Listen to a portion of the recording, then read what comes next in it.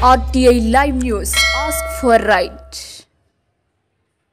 సిర్పూర్ నియోజకవర్గం బెజ్జూర్ మండలం కుకుడ గ్రామంలో జిల్లా ఎస్పీ నితికా పంత్ ఆదేశాల మేరకు కౌటాల సీఐ మరియు బెజ్జూర్ ఎస్ఐ సర్తాజ్ పాషా ఆధ్వర్యంలో పోలీసులు కవాతు నిర్వహించారు. ఈ సందర్భంగా సీఐ గ్రామ ప్రజలతో మాట్లాడుతూ స్థానిక సంస్థల ఎన్నికలు జరుగుతున్నందువల్ల ఎలాంటి అవాంఛనీయ సంఘటన జరగకూడదని, ప్రజలంతా ఏకమై తమకు ఇష్టమైన వారికి ఓటును వేయాలని, ఎలాంటి గొడవలు రెచ్చగొట్టే విధంగా మాట్లాడకూడదని తెలియజేశారు. అవాంఛనీయ సంఘటన జరిగితే వారిపై కఠినమైన కేసులు చేస్తామని తెలియజేశారు. అందరూ కలిసికట్టుగా శాంతియుతంగా ఎన్నికలు నిర్వహించుకోవాలని తెలియజేశారు. అనంతరం గ్రామంలో ర్యాలీగా బెజ్జూర్ మండలంలో కవాతు నిర్వహించారు.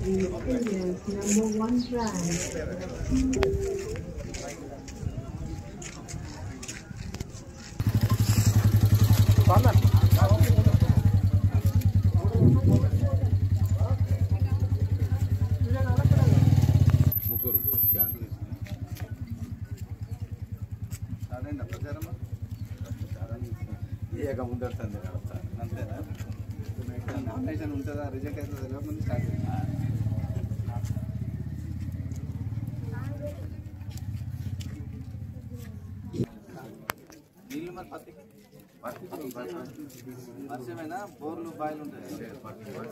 ఓన్లీ వర్షం.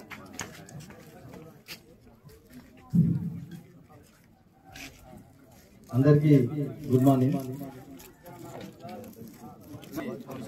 నమస్కారాలు.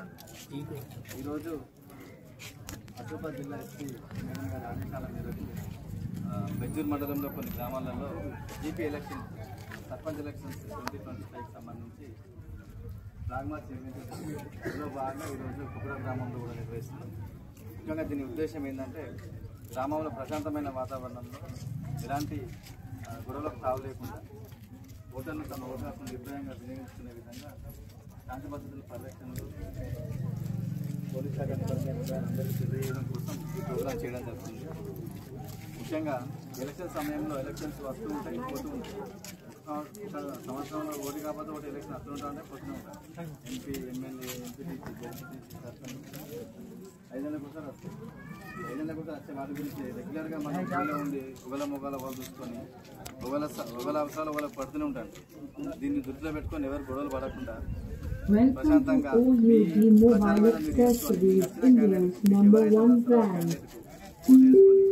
ఎలాంటి గొడవలు సాగకుండా ఎలక్షన్లు సజావుగా కొంతగా కట్టి మీరు అందరూ కృషి చేయాలి.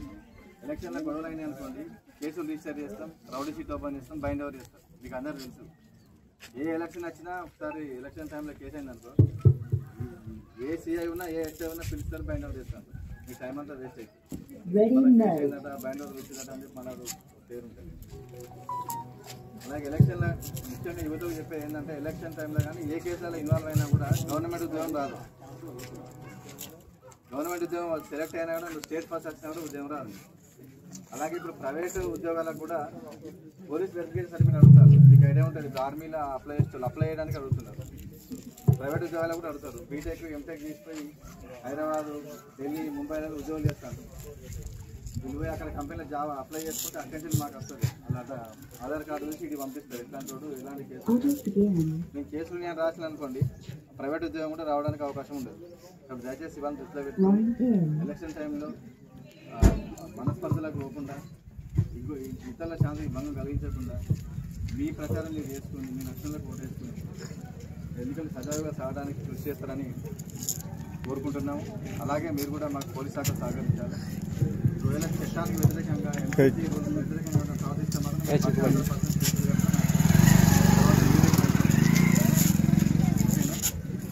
మీ అమూల్యమైన సమయాన్ని వెచ్చించినందుకు మీకు అందరికీ పోలీస్ శాఖ తరఫున ధన్యవాదాలు తెలియజేస్తున్నాను. Thank you.